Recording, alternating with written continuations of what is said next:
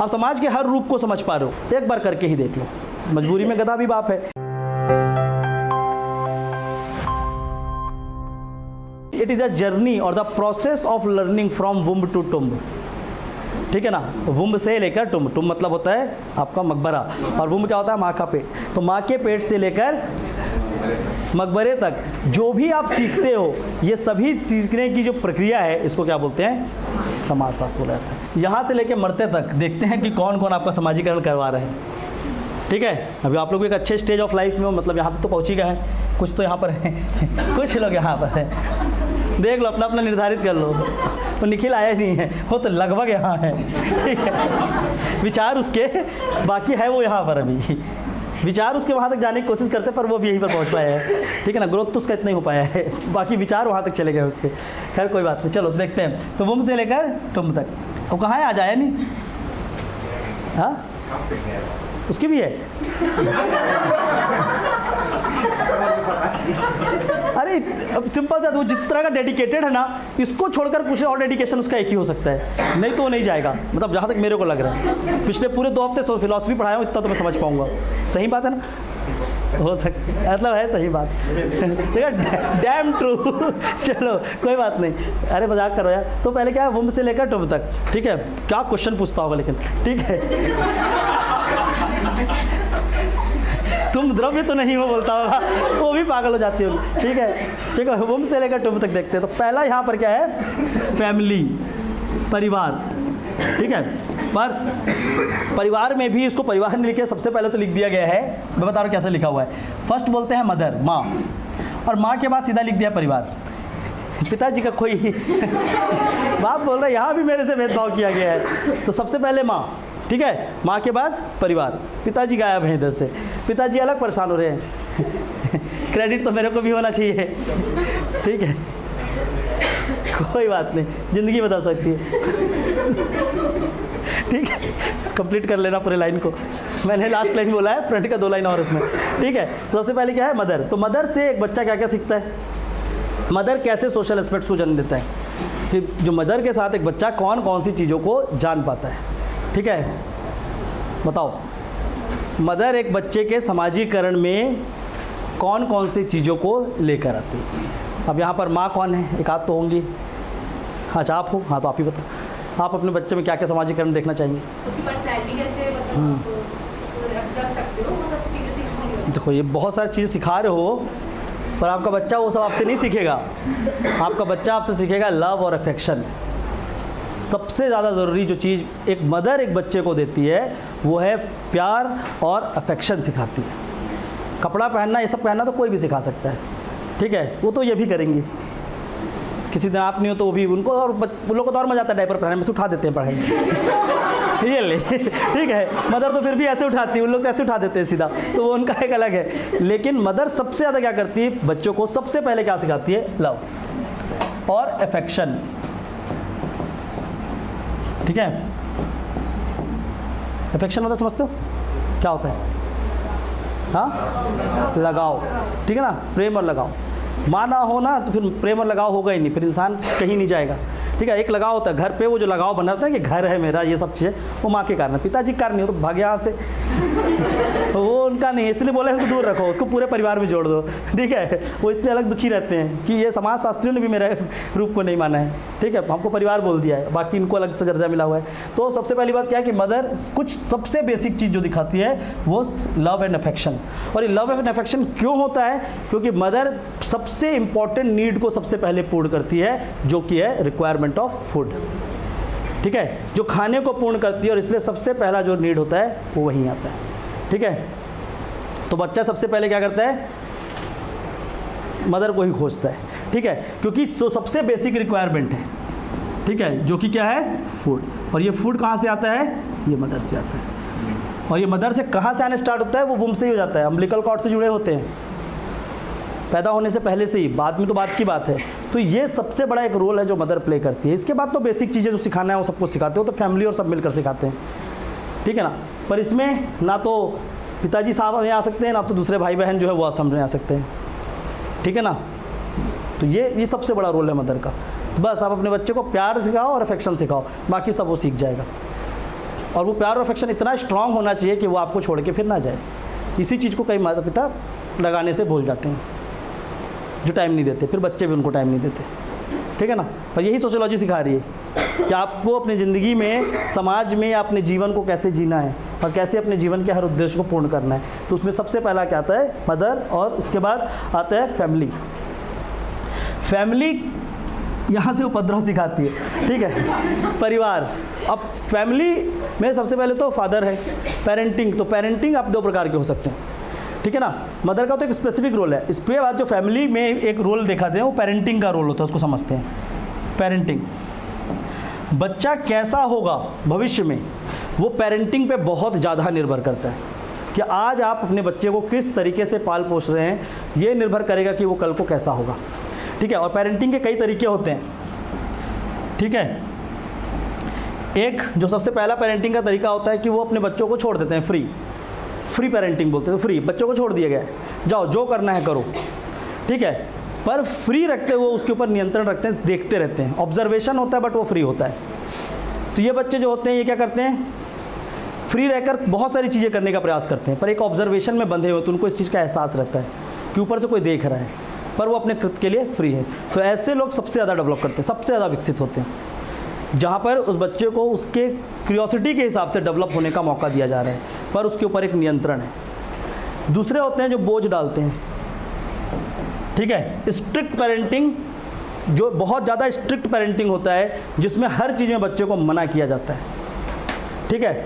उसको रिवॉर्ड की तरह पाला जाता है, तो ये करेगा तो ये मिलेगा, नहीं करेगा तो ये मिलेगा, ठीक है। तो कोई मार रहे हैं, पीट रहे हैं, लेकिन बच्चे को सिर्फ और सिर्फ क्या कर रहे हैं, रिवॉर्ड बेस्ड पेरेंटिंग बोलते हैं इसको, कि बच्चे को पहले से ही फिक्स कर देते हैं शुरू से ही, या एक गिलास पानी ला के देना तो चॉकलेट दूंगा, तो बच्चे के मन में वो लोभ आ गया है शुरू से ही, ठीक है। फिर आगे चलकर आप बोलोगे कि जीवन का उद्देश्य है कि लोभ नहीं करना है तभी मोक्ष मिलेगी, तो लोभ तो बचपन से घुस गया उसके अंदर, तो कैसे निष्काम कर्म करेगा आप, समझ रहे हो। बच्चे के निष्काम को किसने बिगाड़ा है, ये अपने भतीजे को बिगाड़ दी, ये ले चॉकलेट बोल के, और क्या ऐसी बिगाड़े हम लोग सब निष्काम भंग किए किसी ना किसी बच्चे का, ठीक है ना। उसको केवल बोलो पानी लेकर आए, वो लाता है तो ठीक है, नहीं लाता है तो नहीं लाए, पर उसको किसी भी चीज़ के लोभ में अगर बांधेंगे तो उसके हमेशा उसके मन में होगा कि कुछ काम का एक क्या होता है, क्योंकि छोटा है और वहीं से हम भी बिल्ट होकर आए हैं, तो छोटे में हमसे भी ऐसे करवाया होगा, तो अभी तक बना हुआ है, ठीक है। अब धीरे धीरे पढ़ पढ़ के समझ आ रहा है कि नहीं, लोभ नहीं करना है, नहीं करना है, पर फिर भी है लोभ थोड़ा बहुत, ठीक है। कैसे नहीं रहेगा, सिंपल सी बात है, पूरा मोक्ष नहीं मिला अभी, ठीक है। तो क्या हो रहा है, ये चीज़ों को समझना है। तो यहाँ पर क्या होता है, पेरेंटिंग का एक बहुत, तो एक तो होता है रिवार्ड पेरेंटिंग, एक होता है आपका फ्री पेरेंटिंग, ठीक है, फ्री पेरेंटिंग बट ऑब्जर्वेशन, और तीसरा होता है वो तो एकदम ही एक्स्ट्रा फ्री पेरेंटिंग होता है, फ्रेंडली पेरेंटिंग बोलते हैं जिसको, ठीक है ना।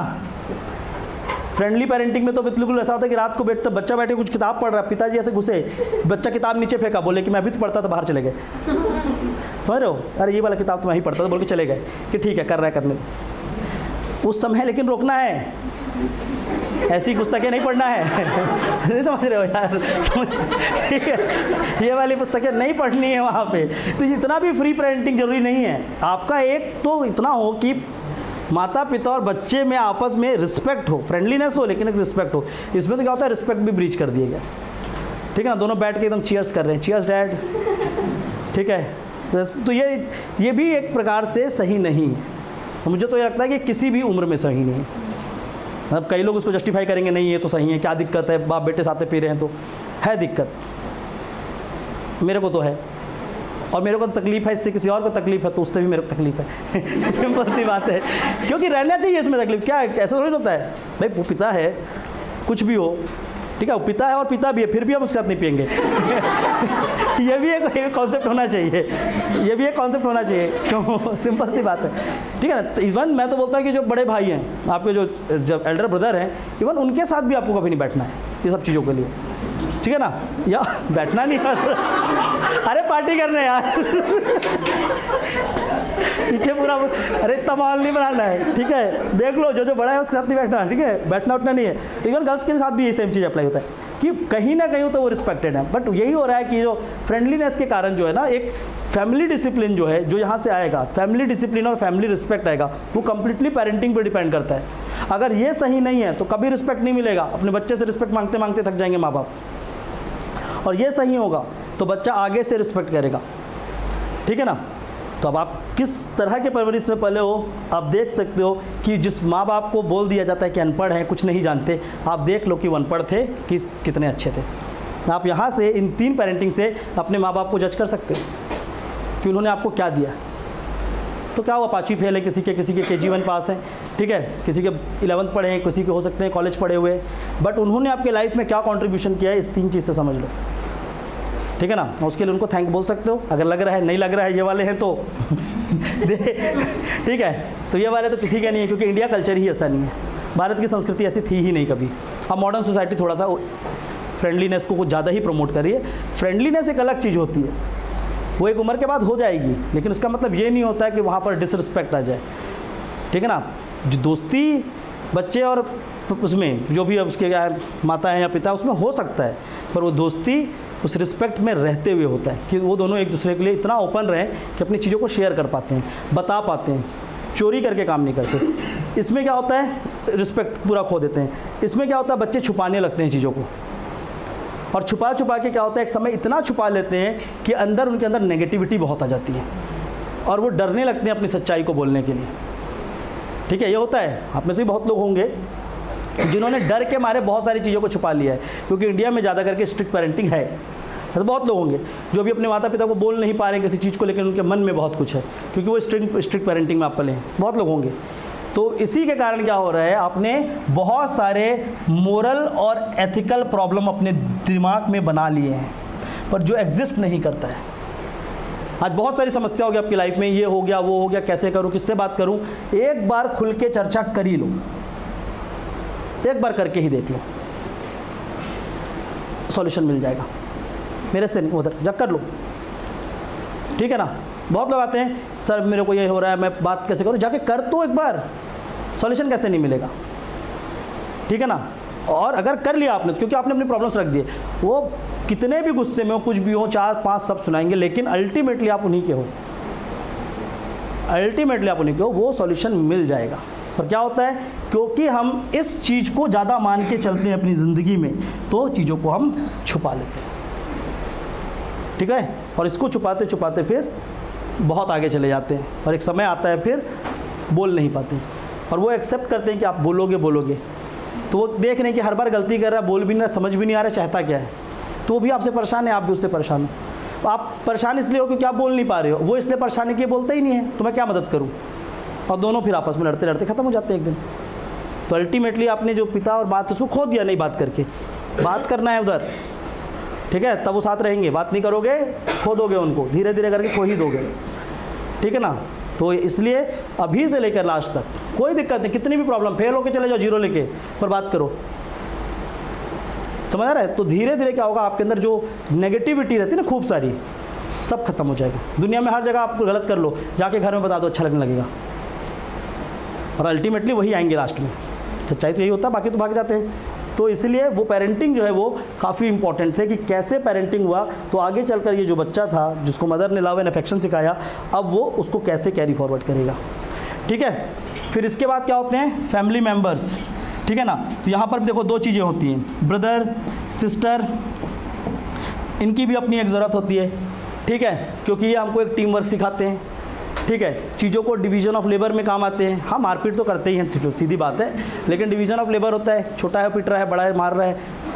छोटा प्रयास तो बहुत करता है मारने का, पर कभी नहीं मार पाता है लिटरली। तो भाई सिंपल सी बात है ना, कोई है ऐसा जो छोटा भाई थे अपने बड़े भाई को पीट दिया खूब? कोई भी नहीं है, सब पिटे हैं, सब पिटने वाले हैं, कोई पीटा नहीं है, ठीक है। तो ये क्या होता है यहाँ पर, पहली बात तो डिवीजन ऑफ वर्क, ठीक है ना, एक साथ वर्क करने की स्किल्स को सीखते हैं। पर देखो यहाँ पर कुछ एक और इम्पॉर्टेंट एस्पेक्ट जो आज के इंडिया की सोसाइटी में थोड़ा समझना, ये भी एक अच्छा चीज़ है, जिसको बोलते हैं सिंगल मदर या सिंगल फादर, ये भी एक एस्पेक्ट है। अब देखो किसी घर में भाई है और बहन है अगर सपोज करो, तो क्या होता है, वो अपोजिट जेंडर के साथ कंफर्टेबल होना सीख पाता है, कि जो दूसरा जेंडर उसका तो कंफर्टेबल हो पाता है। पर अगर उस घर में माता ही नहीं, सपोज करो सिर्फ पिता है और एक लड़का है, तो वो अपोजिट जेंडर पे कंफर्टेबल नहीं हो पाएगा, समझ नहीं पाएगा वो क्या होता है। और अगर इसका जस्ट उल्टा होगा कि एक लड़की है और उसकी केवल माँ है, और ना तो भाई है ना तो पिता है, तो वो भी क्या नहीं हो पाएगा। फिर उसको पढ़ा दिया जाता है कहाँ पर, गर्ल्स स्कूल में, फिर तो वो कभी नहीं सीख पाएगी। बट सोसाइटी ऐसे नहीं चलेगी ना। सोसाइटी की सिंपल सी बात है कि दोनों जेंडर को साथ में रहना है। तो जो हमारा जो जेंडर इक्वालिटी है या जेंडर के प्रति हम जो अलग तरीके से क्या सीख पाते हैं, उसको किस तरीके से रिस्पेक्ट देना है, उसके साथ कैसे रिलेशन को इस्टेब्लिश करना है, वो तभी आता है जब क्या होता है, ये जो आपका फैमिली में इस तरह के मेंबर्स होते हैं। ठीक है, तो फैमिली हमको इस तरीके के सामाजिक रूपों को सिखाने में मददगार होता है। फिर परिवार से बाहर निकलते हैं। ठीक है, अब मोहल्ले के चिंकू मिंकू के साथ जाते हैं, खेलने वहीं जाते हो ना, समझ रहा है। तो आपकी सोसाइटी या कम्युनिटी, तो वहाँ पर वो छोटे बच्चों का ग्रुप होगा, उनके साथ खेलेगा वो या खेलोगे, है ना। तो जो सोसाइटी है वो सोसाइटी में कई लोग दिखेंगे, इसमें विभिन्न प्रकार के लोग दिखते हैं। ठीक है ना, एज ग्रुप के हिसाब से छोटे बच्चे भी होते हैं, फिर यंग लोग भी होते हैं, और फिर एक ओल्ड एज भी होते हैं। छोटे बच्चे 2 लोगों के साथ ही रहते हैं ज़्यादा करके, या अपने ग्रुप के साथ या तो बुढ़े लोग के साथ। बीच जो बड़े होते हैं इनके साथ नहीं जाते, नहीं तो लोग खूब बैटिंग करते हैं और वो केवल बॉलिंग करते रहते हैं बेचारे। यही हो रहा है, छोटे बच्चे का एक्सप्लॉइटेशन करते हैं इन लोग। ये वाले ग्रुप जो है नहीं करना है एक्सप्लॉइटेशन। ठीक है, ये तो छोटे बच्चे को पीट पीट के भाग रहे हैं। ठीक है, तो छोटे बच्चे का एक तो छोटा ग्रुप होता है और उसके बाद एक ओल्ड एज ग्रुप होता है। Old age wisdom is worth listening. Simple सी एक बात है कि जो बुजुर्ग लोग हैं उनकी बातों को सुनना अपने आप में ही एक ज्ञान है, क्योंकि उन्होंने जीवन को जिया है, जीवन के अनुभव को जाना है। अब वो लेकिन वो नहीं समझ पाते कि अनुभव को उन्होंने 60 साल में जाना है, वो 6 साल का है भी। इतना अनुभव नहीं देना अंकल।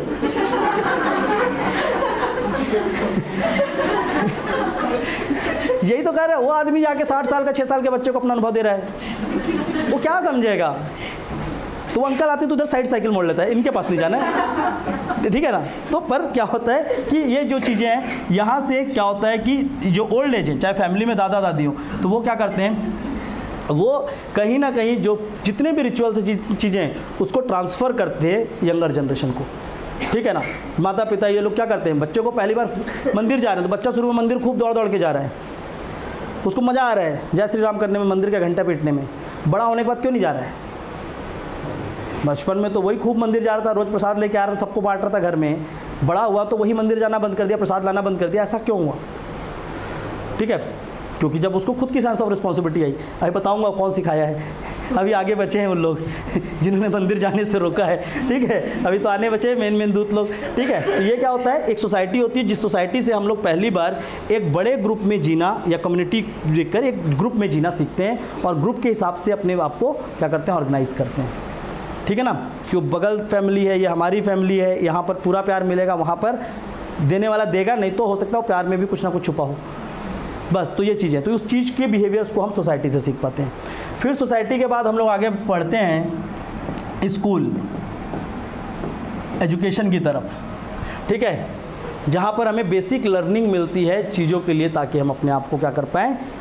तो यहाँ पर बेसिक लर्निंग स्कूलिंग से स्टार्ट हो जाती है। एक फॉर्मल तरीके से सब चीज़ों को हम जानने का प्रयास करते हैं, वहाँ से सीखना चालू करते हैं।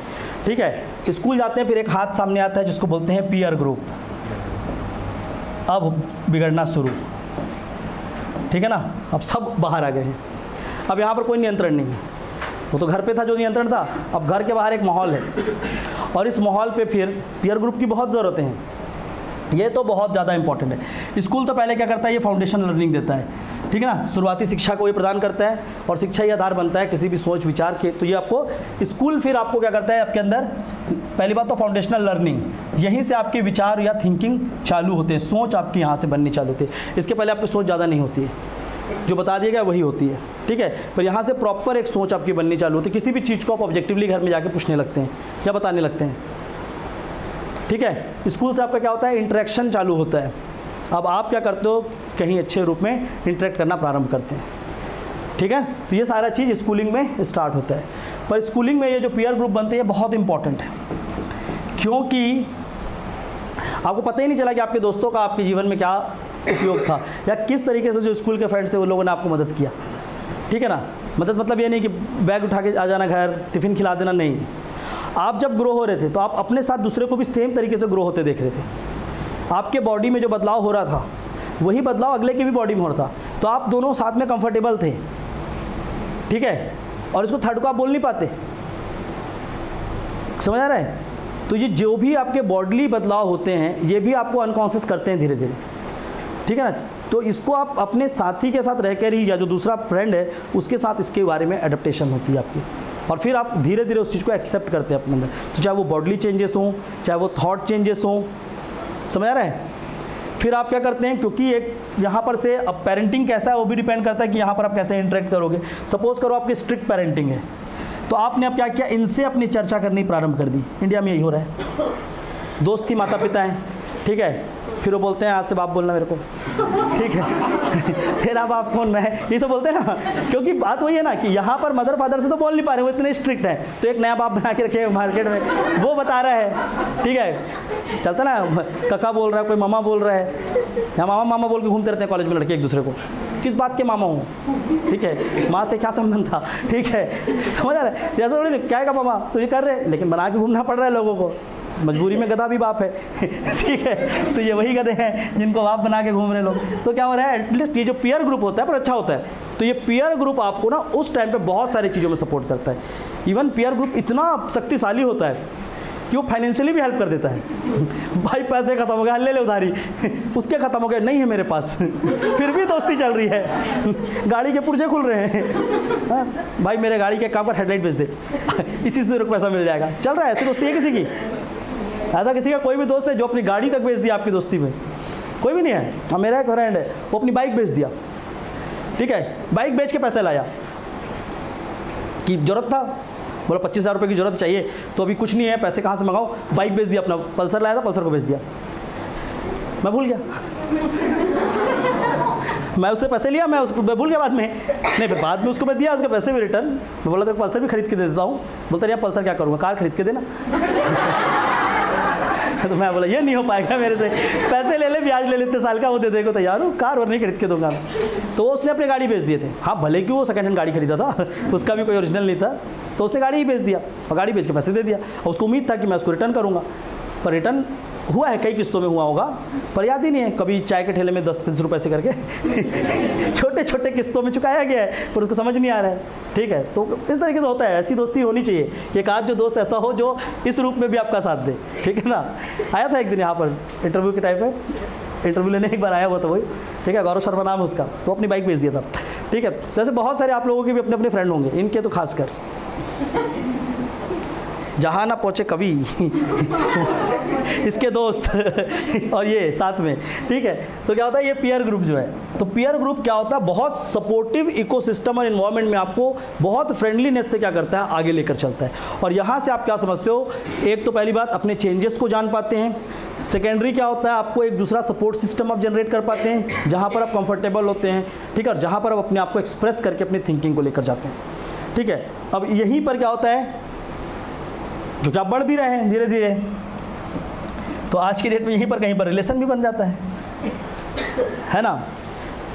फिर अनेकों में तू एक है, तो मतलब अनेक दोस्तों में तू एक है, फिर वो एक के पीछे रहता है, फिर बाकी छूट जाते हैं, ठीक है। बाप चाचा सब छूट गए एक मौसी के आने से तो यही हो रहा है, ये पूरे के पूरे छूट गए और एक के पीछे फिर आदमी लगा रहता है ना। तो ये सारी चीज़ें चल रही। तो देखो ये पूरा का पूरा सोशलाइजेशन है, आप समाज के हर रूप को समझ पा रहे हो, ठीक है ना, एक एक धीरे धीरे करके हर पहलुओं को। तो ये अपने पीयर ग्रुप में जितने लोग होंगे वो अलग अलग थॉट के होंगे, अलग अलग पेरेंटिंग से आएंगे, अलग अलग समाज से आएंगे, तो आपको बहुत सारी सोसाइटी का नॉलेज, जो आपको सबसे मैक्सिमम नॉलेज मिलता है ना, वो स्कूल से नहीं मिलता है, अपने दोस्तों से मिलता है।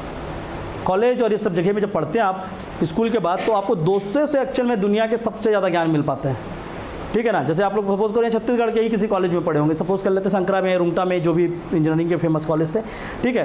तो वहाँ पर कोई रायपुर से आया होगा, कोई बलौदाबाजार से आया होगा, कोई बाहर से आया होगा, दूसरे स्टेट से भी एक आध दो। अब सब कोई बैठते होंगे रात में चर्चा में, तो सब तरह का आपको क्या मिलता है, ज्ञान मिलता है। उसके बाद फिर वो बोलता होगा आना कभी मेरे घर घूमने, कभी एक आध बार आप चले गए, तो आपका क्या होता है, एक नेटवर्क बनता है, और धीरे धीरे जो आपका एरिया है वो एरिया एक्सपैंड होने लगता है। और ये एरिया एक्सपेंशन में सबसे ज़्यादा ये पीयर ग्रुप मदद करता है। और इवन इसमें कभी कभी इतना घूम जाते हैं, इतना घूम उठते हैं लोग कि सब भूल जाते हैं, अंत में केवल यही बचे रहते हैं। और देखना, जो आपका सबसे अच्छा दोस्त होगा वो आपकी ज़िंदगी के सबसे अच्छे दिन में ज़रूर आएगा, और सबसे बुरे दिन में वो सबसे पहले आएगा, बाकी कोई नहीं आएगा, ठीक है ना। भले फैमिली वाले एक आध दिन नहीं है, लेकिन वो ज़रूर आएगा। तो ऐसा एक दोस्त ज़रूर कमा लेना जीवन में। है वही डॉग, हाँ स्कूल फ्रेंड है, उसकी यादें आ गई क्या? ठीक है, तो उसकी याद आ गई तो उसको फ़ोन कर लेना, ठीक है। बोला हाँ तेरे बारे में पढ़ रहा था, इतना अच्छा है तू, तेरे को मैं रावण समझा, तू तो राम निकला। ठीक है, तो ऐसा बोल के उससे बात कर सकते हो। ओके, इसके बाद आगे बढ़ते हैं पीयर ग्रुप के बाद। फिर आता है आपका हायर एजुकेशन, जैसे कि आपका कॉलेज वगैरह है वो, और वहाँ की पीयर ग्रुप एक अलग से चलेगी, ठीक है। इसके बाद फिर आप जिस भी जगह पे जॉब करोगे वहाँ का क्या होगा, ऑफिस कल्चर जो भी है, ठीक है। तो जो भी ऑफिस होगा या जॉब प्लेस होगा वहाँ पर आप एक नया चीज़ समझोगे, वहाँ पर आप वर्क को सीख पाओगे, काम को, कि वर्क की क्या प्रायोरिटीज़ हैं, वर्क को कैसे फिनिश करना होता है, तो वर्क का क्या इंपॉर्टेंस है, ठीक है ना। वर्क करके ही हमको अर्न होता है, तो आपको ये एक्चुअल में समझ आएगा कि लाइफ में आपका जो पर्पस है वो कैसे पूरा हो रहा है। आप अपनी चीज़ों को, आप अपनी ज़रूरतों को खुद जीना सीखोगे। अभी तक तो आपकी ज़रूरतों के पीछे कांस्टेंट था एक दो, ठीक है। ये लोग तो क्या आप बोलोगे, देते हैं इन लोग भी यार एक आध दो कर देते ही होंगे, बाकी कई लोग के भाई बहन नहीं देते, लेकिन ठीक है ये भी कांस्टेंट होता है। तो ये ही मेन कांस्टेंट था जो आपका एक इकोनॉमिक और बाकी सोशल सिक्योरिटी को इंश्योर करके रखा था, ठीक है ना। यहाँ पर देखो आपका पूरा इकोनॉमिक, सोशल, सारी सिक्योरिटी इंश्योर करते हैं ये लोग भी, कहीं ना कहीं पर आपकी सामाजिक सुरक्षा को पूर्ण करते हैं। आपके पीयर ग्रुप्स भी आपकी सोशल सिक्योरिटी हेल्प करता है, एजुकेशन भी आपकी सोशल सिक्योरिटी को इंश्योर करता है। तो सामाजिक सुरक्षा को कई तरीके से पूर्ण किया जाता है, ठीक है। उसके बाद आता है आपका ऑफिस ग्रुप, ये आपको वर्क और वर्क के रिगार्डिंग रहना सब कुछ सिखाता है, ठीक है। इसके बाद होती है आपकी शादी, मैरिज भी क्या है, एक इम्पॉर्टेंट सोशल इंस्टीट्यूशन है। जो खाए वो पछताए, जो ना खाए वो भी पछताए, यही तो कहते हैं, ठीक है। बिना खाए जो ना पछताए वो पढ़ाता है, ठीक है। अभी तो फिलहाल ऐसे ही है, आगे पता नहीं, ठीक है, लेकिन अभी तो फिलहाल अच्छा है, बिना खाए भी नहीं पछता रहे, तो वो क्या हो, मैरिज, ठीक है। और जो मैरिज किया है अब उसको पता होगा कि उसका क्या क्या है, एडवांटेज है, वही लोग बताएंगे ना, और क्या उसका डिसएडवांटेज, क्लियर है। बट हाँ, मैरिज से क्या होता है, अब देखो लाइफ की जर्नी जो यहाँ से चल रही थी, यहाँ पे कम लोग थे, यहाँ लोग बढ़ने चालू हुए, यहाँ पर आपके मैक्सिमम लोग थे आपके पास, मैक्सिमम, ठीक है। जितने के साथ जाना है, जहाँ जाना है, दिन भर आपके पास लोग हैं। अब क्या हो रहा है, आप एजेड हो रहे हो, ठीक है। अब लोगों की कमियां हो रही है आपको जीवन में, ठीक है, क्योंकि आपने अपने शरीर का पूरा इस्तेमाल कर लिया है, जितना मस्ती करना था, जो करना था, लेकिन अब आपको चाहिए एक सपोर्ट सिस्टम जो कांस्टेंट आपके साथ, ठीक है। प्लस मैरिज जो सोशियोलॉजी बोलता है वो तो ये भी बोलता है कि कंटिन्यूटी को इंश्योर करने के लिए शादी ज़रूरी है, ठीक है। कि आप कंटिन्यूटी मतलब जो समाज है उसको आगे ले जाने के लिए क्या है, शादी जो है या इंस्टीट्यूशन है, मैरिज जैसा इंस्टीट्यूशन, वो व्यवस्था ज़रूरी है, ठीक है। तो पहली बात तो ये क्या होता है, कंटिन्यूटी को इंश्योर करता है। दूसरी बात, जो भी व्यक्ति होता है अब वो क्या हो रहा है, धीरे धीरे अकेला हो रहा है, ठीक है।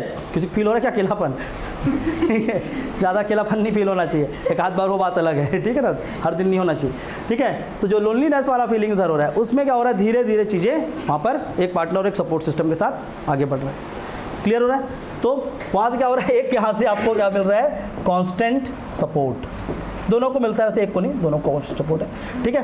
तो वहाँ पर क्या है, कांस्टेंट सपोर्ट है, और समाज को आगे ले जाने के लिए ये बहुत ज़रूरी है। नहीं तो समाज क्या हो जाएगा, रुक जाएगा।